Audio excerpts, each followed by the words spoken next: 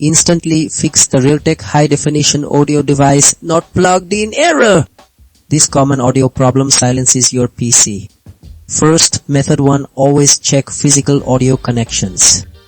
Ensure headphones or speakers are firmly plugged into correct ports. A loose cable is often the culprit, so doubly check every connection. If that doesn't restore sound, the issue is likely software related. Method 2, update your Realtek audio drivers.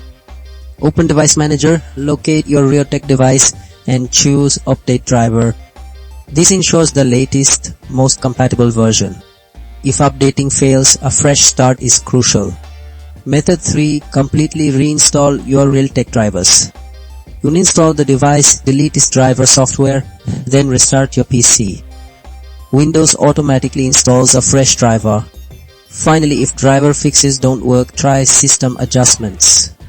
Method 4, configure Realtek audio settings or run the Windows Audio Troubleshooter. Disabling front panel jack detection or letting Windows diagnose resolves it. Follow these methods to eliminate the Realtek error and restore your sound immediately.